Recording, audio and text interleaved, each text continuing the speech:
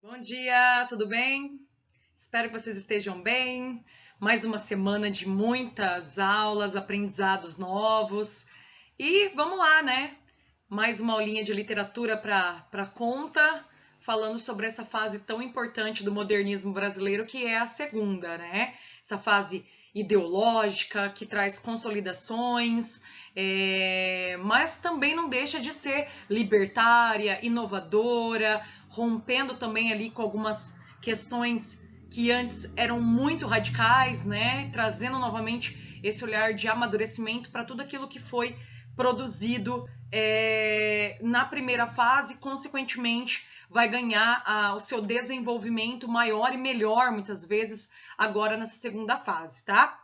Na aula passada, eu parei falando sobre o contexto histórico, né? Eu fiz um resumo breve, na verdade todo resumo é breve, né? Mas fiz ali uns apontamentos para vocês de algumas questões históricas que se remetem tanto ao Brasil quanto também ao mundo, né? Porque a gente não pode iniciar nenhum movimento literário sem ter essas questões históricas, sociológicas, políticas, que obviamente vão influenciar diretamente a formação da literatura e também a construção dos seus novos temas, que faz com que haja também esse amadurecimento literário necessário para a segunda fase, tá? Alguns alunos me perguntaram via WhatsApp, tá, durante as aulas, essa questão da liberdade poética, né?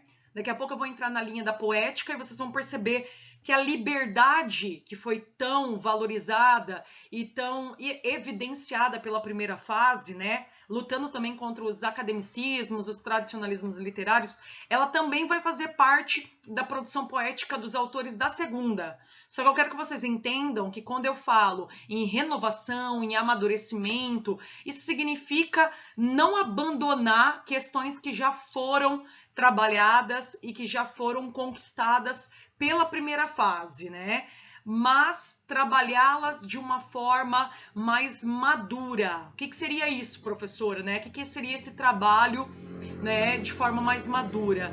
Saber, né, o exato momento de quando eu posso usá-las e de quando eu devo me remeter ou fazer uso de estilos poéticos, estruturais, né, temáticos, que já foram trabalhados anteriormente. Então, isso é ser maduro, né? Isso é ter caráter ideológico, é saber aquilo que realmente é necessário para que a literatura possa caminhar com as próprias pernas e também ter as suas especificidades, mas também ter a noção, tá, de que, dependendo do momento, da situação, é importante também a gente trazer influências que já foram produzidas anteriormente em momentos literários e artísticos anteriores e que podem ou não ter influências advindas do contexto europeu. Então não tem como a gente passar uma borracha, né, em tudo aquilo que foi produzido em vários séculos anteriores ao século XX e simplesmente só reivindicar um novo conceito de literatura. Não tem como fazer isso. Então, agora, essa segunda fase, ela é uma fase distinta da primeira por conta disso. Os autores, né, os escritores, tanto da linha da poética quanto da prosa, eles tiveram uma capacidade melhor de compreender não só aquilo que foi reinventado, né, foi, na verdade, reconstruído pela literatura da primeira fase, mas também sabendo que não existe uma literatura, não existe uma arte se ela não tiver história, né? Então, essa história, esses elementos que já foram trabalhados anteriormente, se for necessário neste momento, eles serão realmente e novamente utilizados. Tudo bem? Beleza? É isso que faz essa fase ser chamada de ideológica, tudo bem? Então agora, né, para a gente dar continuidade a esse conteúdo, essa parte introducional, na verdade, da segunda fase, eu trago aqui para vocês, também de maneira breve, né, algumas características da literatura dessa fase, que obviamente vai estar vinculada ao perfil literário dos autores, dessa leva grande de autores que vão aparecer agora na segunda fase. Isso cabe tanto para a literatura em poética, em lírica, quanto também para literatura em prosa, tá, gente? Então, por favor, então eu trabalho ali umas características que abrangem todo tipo de produção, que obviamente vai aparecer entre 1930 e 1945, e que pode também se estender se caso os autores, né, derem continuidade para a sua produção literária, beleza? Então, a primeira característica que eu destaco aqui nesse primeiro slide para vocês é essa nova postura que a professora vem batendo na tecla, né? Que os autores e os artistas da segunda fase vão ter comparado ao radicalismo, né? Promovido pela primeira, tudo bem? Então eu coloco ali a segunda fase do modernismo admite uma nova postura de convivência com a tradição, o conservadorismo, né? E não a sua desconstrução total, tá? Que seria o ideal combatido, né, pelos autores, pelos artistas da primeira fase, né? Vinculado ali ao conceito também da Semana de Arte Moderna, tá? Então, isso é uma coisa que eu gostaria que vocês deixassem muito bem destacado no caderno de vocês, também no momento que forem fazer questões, né? E daqui para frente, até a gente finalizar essa parte do conteúdo de literatura, tudo bem? Beleza? Então, ela vai tentar readaptar alguns modelos que já foram trabalhados, toda vez que eu falar em algo que já foi trabalhado, você já pode fazer uma correlação com o tradicionalismo, tá? Certo? Que vem também da base europeia. E também desses novos elementos. Então, o que os autores eles vão tentar fazer? Eles vão utilizar tradicionalismo e, ao mesmo tempo, essas novas construções literárias que foram criadas e defendidas pelos autores da primeira fase. Então, é uma união desses dois elementos para tornar a literatura mais consolidada e, consequentemente, mais madura, tá? E com isso, né, a literatura procurou. Daí aqui eu trago outros itens que eu acho importante para a gente, antes da gente começar definitivamente os autores para a prova da UEM, né? Então, eu trago ali o primeiro item. Primeiro, superar o espírito demolidor, né, de 1922, mas dando continuidade ao ideal de experimentação. Esses autores integram o moderno, ao mesmo tempo que se unem ao tradicional. Então, aqui eles não negam uma literatura mais tradicionalista. Vamos dar um exemplo, tá? A produção de sonetos. Se eu pensar que o soneto ela é uma produção estrutural que vem desde a antiguidade clássica, consequentemente ela é uma literatura mais tradicional, tá? Então vocês vão perceber que os autores, se tiver que fazer sonetos, eles vão fazer sonetos. Mas ao mesmo tempo, se quiserem fazer uma literatura mais leve, mais rápida, né? Eles também podem fazer. Então, nesse momento, né, entre 1930 e 1945, existe espaço para esses dois tipos de caracterizações literárias, tá? Então, é isso que eu quero que vocês possam compreender e guardar sobre essa segunda fase, tudo bem? Então, ao mesmo tempo que eles ainda têm esse espírito renovador, experimentalista da primeira fase, porque ainda é modernismo, eles não vão negar elementos tradicionais e, consequentemente, conservadores, tá? Eu não estou dizendo que é uma literatura que vai valorizar, por exemplo, a escola parnasiana, tá? Ao contrário do que a primeira fase fazia. Mas se existir necessidade de trabalhar algumas técnicas literárias, algumas estruturas, alguns temas que já foram trabalhados, por que não agora não trabalhar novamente, tá? Então é isso que faz o processo ser ideológico, tudo bem? Então essa mistura de moderno mais tradicional, tudo bem? Outro item que eu coloco aqui também nesse slide.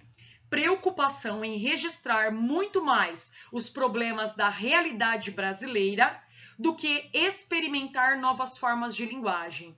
Como a linguagem ela já foi muito experimentada, por exemplo, com o verso livre, com o coloquialismo, a criação de neologismos, né? Essa brincadeira entre o culto e o informal, pelos autores da primeira fase, Então, isso, se eles trouxessem novamente de uma maneira significativa, isso não é novo.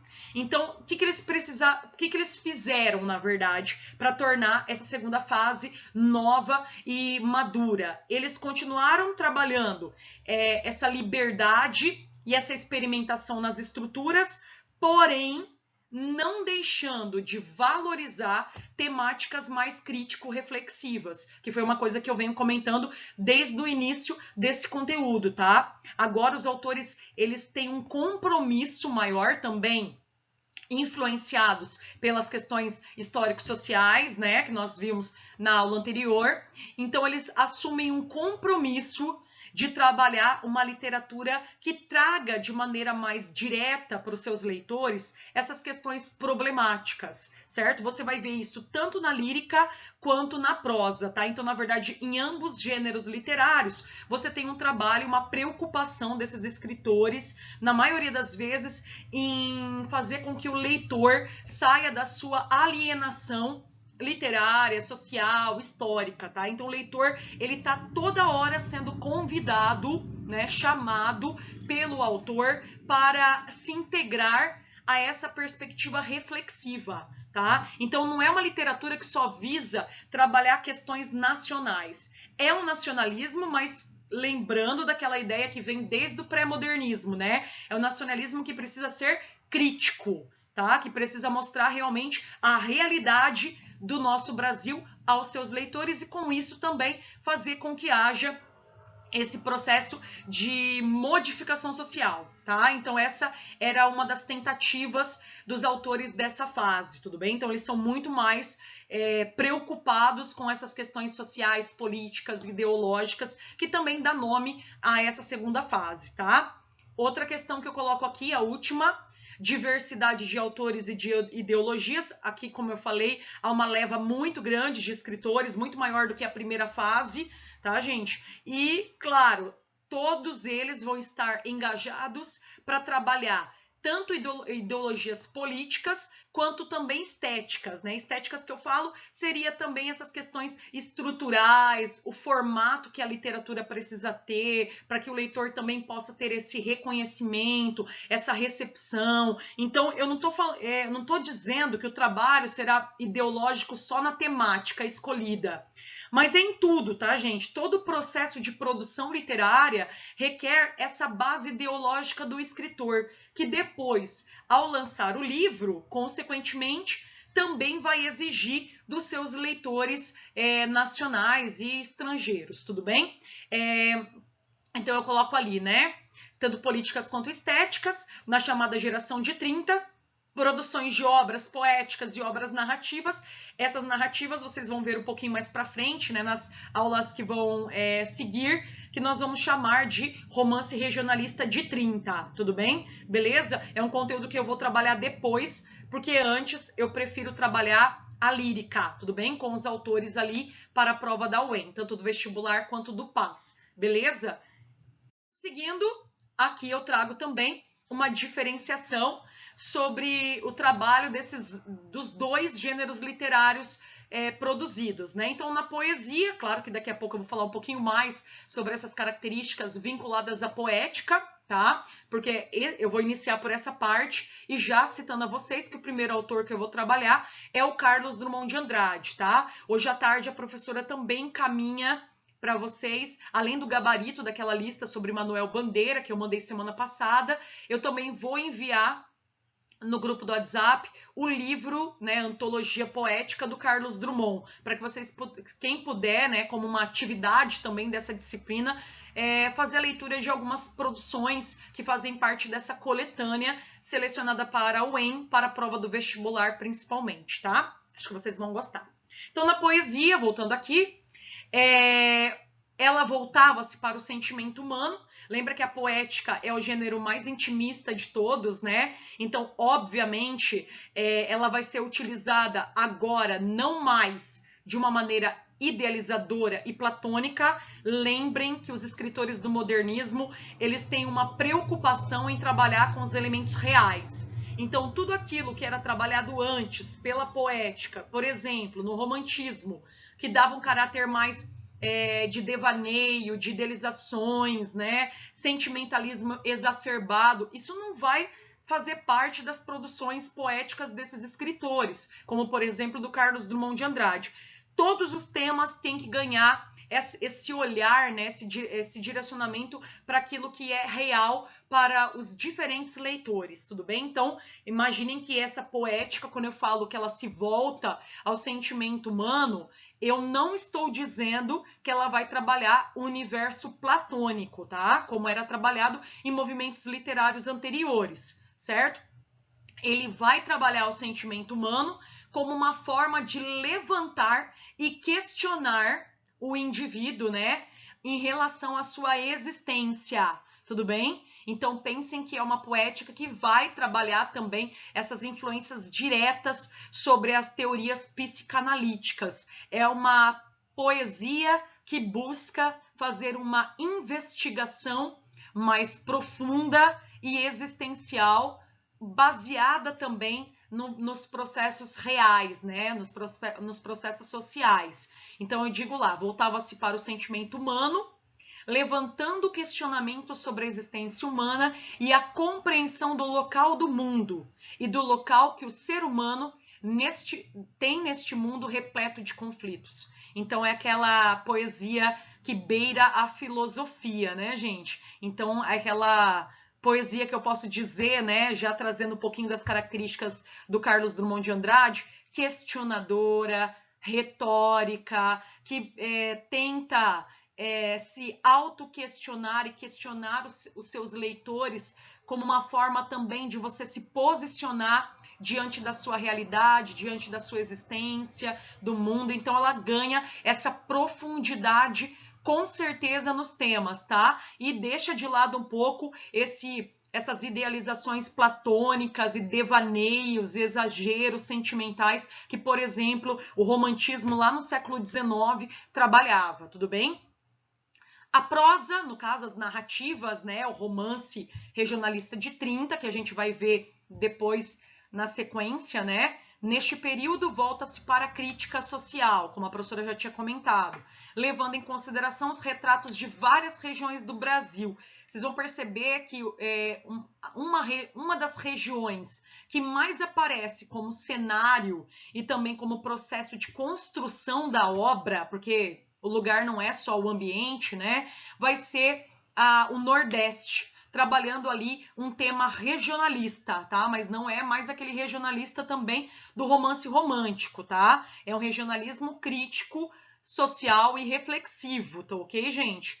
Daí ele diz, como forma de denúncia dos problemas sociais de cada região, principalmente a nordestina, tá? Que vai ser um dos focos escolhidos pelos autores, e com uma reflexão sobre a solução do problema. É uma reflexão, não que essas soluções realmente foram colocadas em prática, né, naquele período, ok? A literatura, ela sempre tem uma intenção por trás da sua produção, mas eu seria hipócrita de dizer que todo mundo que leu realmente colocou em prática essas ideias e essas formações críticas que a literatura tentou transportar para a sua sociedade leitora. Ainda mais porque ela ainda, nessa época, atingia um número pequeno de leitores, né? A partir do momento que ela passa a ser vinculada às escolas, que é uma coisa que vai acontecer no Estado Novo, né? A gente vai perceber que as escolas elas vão ganhar também uma renovação no ensino e, consequentemente, os livros acabam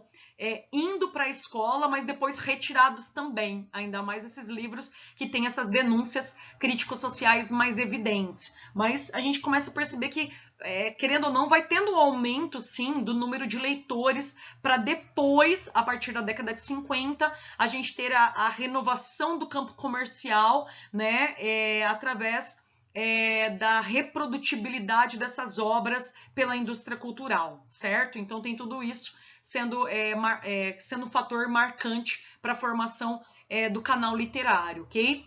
Aqui eu coloco também, só para a gente fechar, os temas no geral são nacionalistas críticos, regionalistas e, claro, ganham caráter universal, né, gente? São temas que são atemporais, né? Passa ano, muda os leitores, a gente ainda consegue ver essa realidade transmitida pelos livros, né, nas leituras que nós fazemos ainda hoje no século XXI, tá? Então ele ganha esse aspecto universal sempre. Na verdade, toda literatura modernista, ela pode ter, ela vem com esse adjetivo, né, de universalismo, ok? Principalmente na relação temática e estrutural das suas obras, que são sempre novas. Aqui tem alguns autores para vocês, né? De maneira também resumida, né? Dentre os muitos poetas e romancistas dessa fase, destacamos. Aqui eu coloco primeiro os da prosa, do romance regionalista de 30, né? O Graciliano Ramos, que é super importante. Tem uma obra muito legal chamada Vidas Secas, tá? Eu acho que eu já comentei com vocês, não sei, tem alunos que já leram essa obra. Ele é um influenciador direto do Guimarães Rosa, que é outro grande autor do regionalismo, mas da terceira fase. Raquel de Queiroz, né, que trabalha com a perspectiva da mulher dentro do sertão, uma mulher que vem com esse empoderamento, né? O Jorge Amado, conhecido por as suas obras que retratam a Bahia, retratam também um lado erótico dos seres humanos, Gabriela Cravo Canela, Dona Flor e seus dois maridos, José Lins do Rego, que é um dos autores que eu mais gosto, junto com o Graciliano, trabalha ali a temática sobre os engenhos de açúcar. A gente tem que lembrar que isso é uma questão histórica também muito comum. Os engenhos estavam em decadência, né? Durante esse período histórico, e ele retrata também essa questão da desumanização do indivíduo nos engenhos de açúcar, tudo bem? E, claro, né, trabalhando também essa questão da coletividade. O Érico Veríssimo, que é um dos únicos autores sulistas, né, do regionalismo de 30, ele não vai trabalhar o Nordeste como cenário das suas obras, e sim trabalha o Rio Grande do Sul, que é seu antigo estado, né, na verdade seu estado natal, beleza? Então ele trabalha uma nova roupagem, né, de regionalismo, mas agora com essa visão para os pampas gaúchos, trabalhando uma literatura também de caráter fantástico. Incidente em Antares é uma das obras fortes desse autor que eu gosto muito, e depois eu cito para vocês, ok? E o Dionélio Machado também trabalhando esse Nordeste, né, de coronelismos, de cangaço, certo? A seca, as misérias humanas. Então, tudo isso de uma forma bem crítica e evidenciando os problemas nacionais, que são problemas decorrentes da gestão, da formação brasileira, e que são vistos até hoje. Na poesia, que é a primeira parte que eu já vou introduzir, certo? Nós temos ali o Carlos Drummond de Andrade, né? Murilo Mendes, Jorge de Lima, a maravilhosa primeira mulher a ter uma cadeira, né, na Academia Brasileira de Letras, que é a Cecília Meirelles, uma literatura muito interessante. E, claro, o nosso querido Vinícius de Moraes, que além de grande escritor de literatura, de sonetos, né, reais, ali com sentimentos reais, também fez parte da construção da Bossa Nova aqui no Brasil, tudo bem? Então ele tem esse lado também vinculado à música, que é muito interessante. Ele é o compositor, né, de músicas super famosas, entre elas Garota de Ipanema, que já foi traduzida para várias línguas aí e cantadas por grandes músicos nacionais, internacionais, como Frank Sinatra, tudo bem? Então, a gente tem uma leva muito importante, muito legal, de obras bem diferentes, né? Mesmo trabalhando no mesmo movimento, a gente percebe que os autores, eles têm uma capacidade, né, de se tornar distintos um dos outros, a partir da sua peculiaridade literária. Então, tem muito mais autores. Esses aqui são alguns, só para vocês reconhecerem. Tem uma imagem também, o primeiro ali, né? É o Carlos Drummond de Andrade, com seu óculos, depois a Raquel de Queiroz, depois você tem ali também, se eu não me engano, o Dionélio Machado, tá? Depois, embaixo, Jorge de Lima, o Érico Veríssimo, abaixo da Raquel de Queiroz, e o nosso querido Jorge Amado, né? Adaptado para várias formações artísticas como cinemas, novelas, né, até hoje, beleza? Uma parceria muito grande com a Rede Globo, né? Ele teve durante mais de 10, 15 anos da vida dele. E aqui nós começamos, né, na próxima aula, claro, né, sobre as características da poética da segunda fase, beleza? Algumas coisas a professora já comentou e outras eu vou comentar na aula na próxima aula, beleza? Espero que vocês tenham gostado. Se precisarem tirar alguma dúvida, não esqueçam de entrar em contato comigo. Mando hoje à tarde, então, só para relembrá-los, o gabarito daquela lista de literatura sobre Manuel Bandeira, uma lista bem tranquila, que eu espero que a maioria tenha feito, certo? E também vou mandar o livro em PDF do Carlos Drummond de Andrade, que nós já começamos, provavelmente também um pouquinho na próxima aula, tá? Um beijo, fiquem bem, fiquem com Deus, saudades imensas de vocês. Espero que logo, logo nós possamos estar juntos novamente. Enquanto isso, fiquem em casa e se cuidem, tá? Um beijo, amo vocês.